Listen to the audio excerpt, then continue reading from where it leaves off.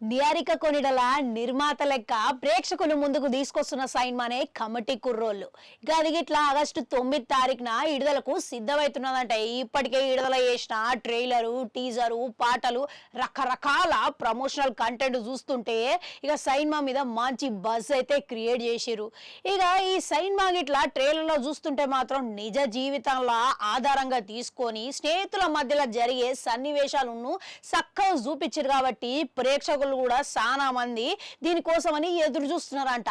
అంతేకాకుండా ఇప్పటికే ఈ ప్రమోషన్ లో భాగంగానే పిఠాపురంలో ఆల్రెడీ మొదలు పెట్టేసిరంట ప్రీ రిలీజ్ ఈవెంట్ కి. ఇట్లా ఈ ఈవెంట్ కి నాగబాబు కూడా హాజరైందంట. మళ్ళీ ఈయన చేసిన వ్యాఖ్యలు ఇప్పుడు చర్చనీయాంశంగా మారినాయి.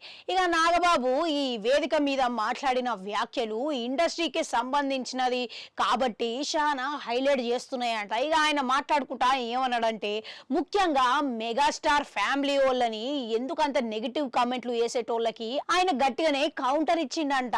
ఇక ఎవరైతే మెగా ఫ్యామిలీ మాత్రమే ఇండస్ట్రీలో ఉన్నది అని, వాళ్ళు మాత్రమే ఇండస్ట్రీకి చెందిన వాళ్ళని వాళ్ళని నేను చూసినా, ఇక అట్లాంటి ఎదవలకి నేను చెప్తున్నా ఇనుకోరి, నాకు అట్లాంటి భావననే లేదు, ఉండదు. గిట్లా ఇండస్ట్రీ ఏ ఒక్కరి సొత్తు కాదు, గది మా నాయన సామ్రాజ్యం కాదు, మా తాత సామ్రాజ్యం కాదు. ఇండస్ట్రీ అందరి సొత్తు, అందరికీ సంబంధించింది.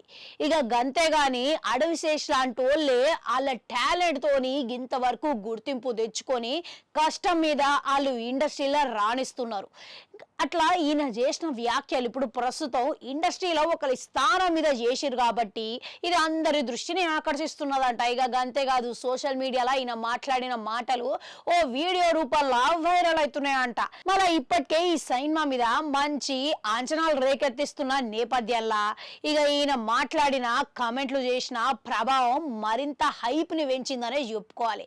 ఇక ఇంతకీ నిర్మాత లెక్క తొలిసారిగా ప్రయోగం చేస్తున్న నిహారిక ఈ సైన్మాతోని సక్సెస్ అందుకుంటారంటారా? మీకేమనిపిస్తున్నది అనేది కామెంట్లలో కామెంట్ పెట్టుర్రి. అట్లనే అడగంటుంటే అది కూడా నొక్కరి వాళ్ళు వస్తా.